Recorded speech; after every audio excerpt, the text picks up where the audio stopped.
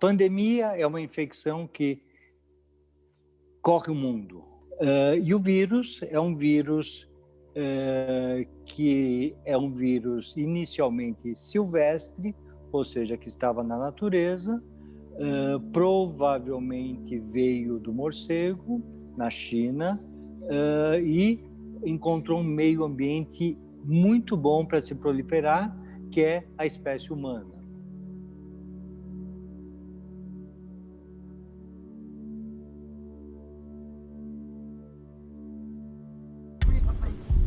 Seria, quando muito, acometido de uma gripezinha. A OMS, portanto, acaba de declarar a situação do Covid.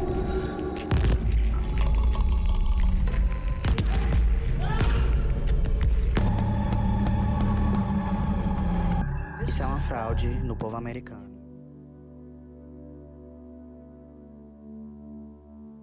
As infecções continuam em número elevadíssimo porque as pessoas não fizeram a sua lição de casa, tá? Os governos não fizeram e as pessoas, os cidadãos não fizeram. Isso no Brasil e isso no mundo. O que significa isso? Se você tem contato com 2 pessoas, ou com 10 pessoas, ou com 100 pessoas, ou com 1000 pessoas, o vírus se dissemina através da via respiratória. Obviamente não dava para se manter um isolamento social de quem precisava sair para trabalhar, para ganhar o pão para os seus filhos não passarem fome naquele dia. Então deveria ter sido feita outras alternativas com essa população. Então por isso que desde o começo, desde final de fevereiro, quando começou o primeiro caso no Brasil, nós falamos insistentemente como um mantra: isolamento social, ou seja, uma distância em que a sua saliva não atinge o outro. A máscara, que mesmo que essa gotícula chegue em você, ela não vai ultrapassar a máscara, e se você tiver com a máscara, se tiver infectado, não vai sair de você. E se você pegar, mexer num ambiente onde alguém infectado mexeu, lave as mãos. Portanto, máscara, isolamento e lavagem de mãos. Continua 1 ano depois. E como não fizemos a lição de casa, a infecção continua. Eu só quero o produto, você pode? Olha, eu vim na farmácia comprar um produto que é medicamento, eu estou sendo impedido de comprar o produto, é isso? Isso, você está sem máscara. Tem que usar a máscara, é isso? Estou usando a máscara. Essa receita algumas lojas já estão. Agora eu posso pegar meu produto? Se há uma determinação das autoridades médicas obrigando o uso de máscara e há um artigo do Código Penal que especifica o desrespeito a decisões e recomendações de órgãos médicos, principalmente num contexto como o atual, o meu limite, a minha individualidade vai até o limite de uma lei que prevê o contrário. Então, este é o limite da minha individualidade, é a lei. As leis podem ter muitos defeitos, mas as leis, elas fazem parte de acordos que a sociedade faz para melhorar as condições justamente de sobrevivência e de convivência entre os indivíduos. Então é muito importante que a gente tenha respeito às leis, porque as leis definem limites a partir dos quais nós podemos agir. E se uma sociedade chega, enfim, a partir dos seus legisladores, a partir dos responsáveis, se uma sociedade chega à conclusão que, por exemplo, é preciso usar máscara, ou, por exemplo, é preciso fazer uma vacina em função de uma doença que é pandêmica e que pode matar a todos, então é importante que essas pessoas se deem conta de que elas são apenas mais um indivíduo no contexto coletivo. Ninguém, aí falar com uma coisa que é bastante simples e fácil de entender, ninguém é melhor do que ninguém é mais especial do que ninguém, e é importantíssimo que nós respeitemos a vida dos outros e a nossa própria. Então, para que a sociedade vá bem, para que a sociedade avance, para que a gente tenha progresso na nossa forma de vida, e nesse caso, você está falando de uma situação letal, quer dizer, se nós não respeitarmos os controles que são estabelecidos a partir de consensos e de regras que valem para todos, se nós não respeitarmos esses acordos, nós estaremos apenas fomentando a perversão geral.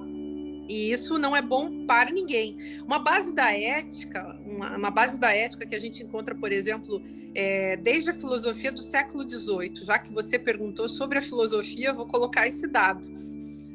No século XVIII, um filósofo chamado Kant dizia que nós deveríamos sempre entender se a nossa ação era boa, medir a coerência e a racionalidade da nossa ação, vendo se essa ação, ao ser aplicada a todos, se ela faria bem ou faria mal à humanidade. Ou seja, se todas as pessoas usarem máscara numa situação de pandemia, será bom ou será mal para todos? Será bom para todos, porque assim teremos menos pessoas doentes. Então, devemos fazer o esforço de respeitarmos uma regra geral, porque nós não somos, nesse momento, não podemos nos tratar como uma exceção. Estamos todos condenados ou pré-condenados à morte se não tomarmos esse cuidado. Agora, é claro, a personalidade autoritária, o fascismo, a fascistização da sociedade está em curso e há realmente muitas pessoas que precisariam ser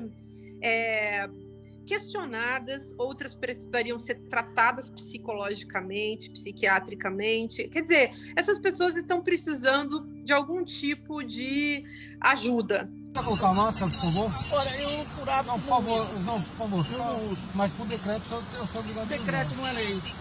Na verdade, o grande problema que eu vejo no Brasil, teve problemas no mundo também terríveis, mas no Brasil foi a politização. Enquanto o governo federal teve uma atitude de negação da doença, quer dizer, o negacionismo, no começo se falou que era um resfriado, uma gripe. Caso fosse contaminado pelo vírus, não precisaria me preocupar.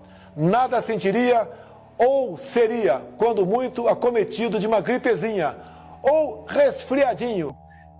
Depois se falou que quem vai morrer são os idosos que já iriam morrer, ou os fracos dentro da sociedade, e que as pessoas atléticas e saudáveis iriam sobreviver.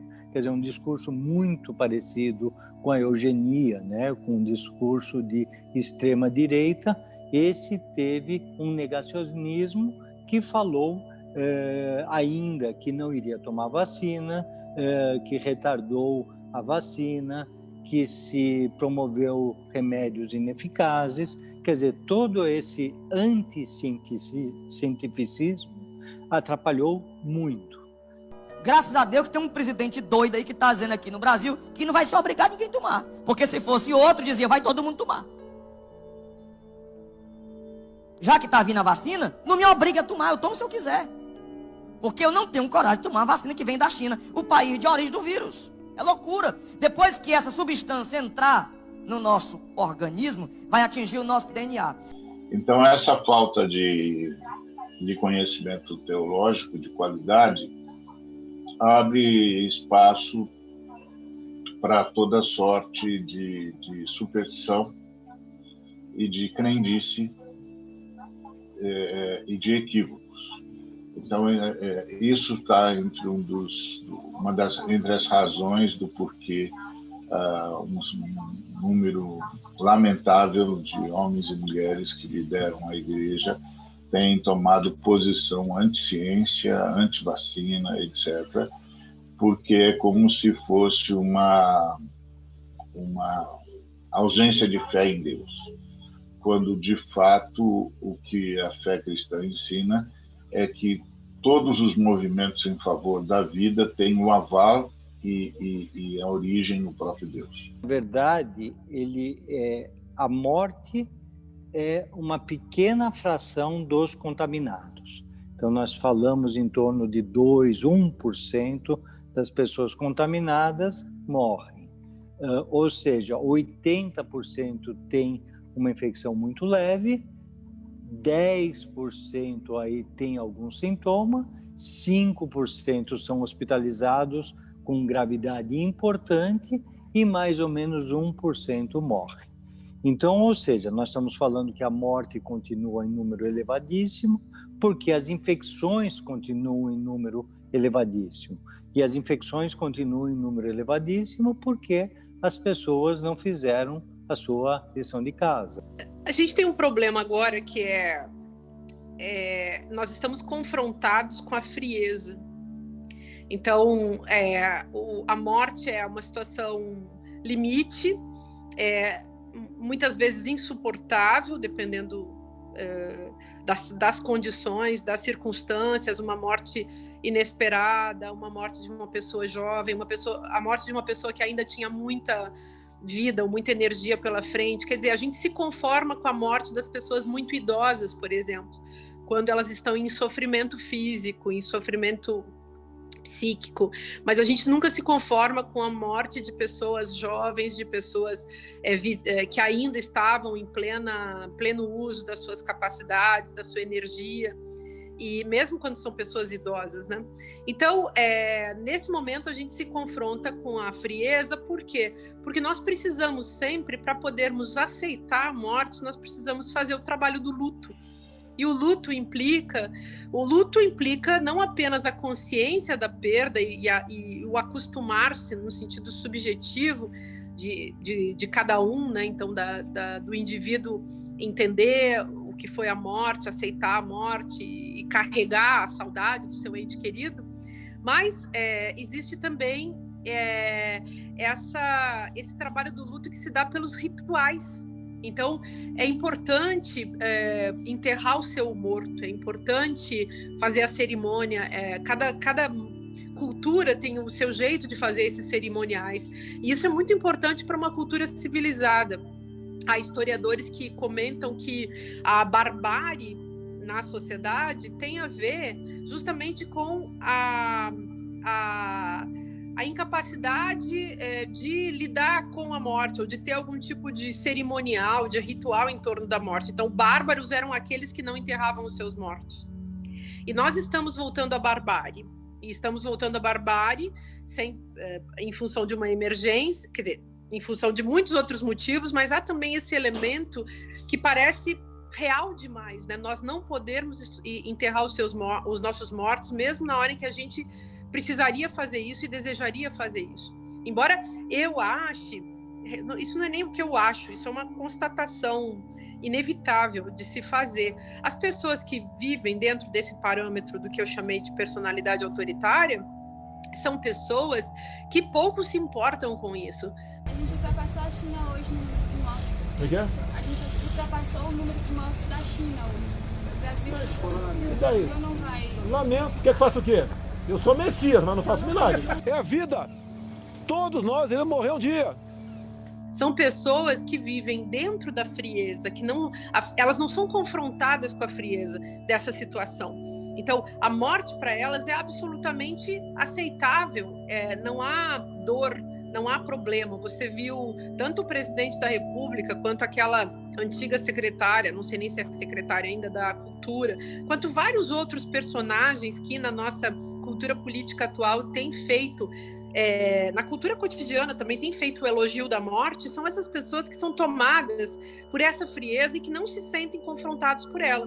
Ou seja, para elas a frieza da situação é natural. É como se isso que está acontecendo agora sempre tivesse acontecido, como se ninguém tivesse o direito de prantear e de chorar essa situação e de lastimar essa situação. Então, quando o presidente da República diz, todo mundo vai morrer, é uma coisa, e ele fala isso na forma de um assinte, ele fala isso para ofender as pessoas. É óbvio, todos nós sabemos que todos nós iremos morrer, mas existem formas de se morrer, momentos de se morrer, situações em que se morre, e nunca nós trataremos a morte, se somos pessoas civilizadas, se somos pessoas que respeitam os outros, se somos pessoas de bem, nunca trataremos a morte como uma banalidade. A morte é o grande evento catastrófico que está na nossa perspectiva, infelizmente, somos seres mortais, e justamente por isso, porque somos seres para a morte, é que nós buscamos ter a vida mais justa, mais digna, mais decente, mais interessante de se viver. Então, a morte para nós não é o esperado, a morte é sempre aquilo que nós não desejamos, é o inesperado, é o que nós não queremos e é algo do qual fugimos. Não podemos nunca fazer esse elogio à morte. Mas nas sociedades fascistas é justamente isso que acontece. E, infelizmente, o nosso país, em 2020, enfrentou a pandemia, né, como uma questão sanitária, mas também, vamos chamar assim, metaforicamente, uma pandemia de fascismo. O que a gente pode trazer do cristianismo como lição para esse momento de 2020? Bom, a fé cristã ensina solidariedade. Então, esse é um dos grandes momentos da humanidade em que a solidariedade é prioritária. Solidariedade diante de tudo que a pandemia trouxe em termos econômicos, em termos financeiros, em termos empregatícios. A pandemia não é só a enfermidade, ela é o conjunto de tudo que provocou na humanidade, dadas as condições que a pandemia impôs. Então, a fé cristã, nessa hora, socorre-nos com solidariedade, também nos socorre com a noção de esperança. A fé cristã sempre disse que a vida vale pela forma como ela é vivida e não pelo tanto de tempo que ela sobrevive.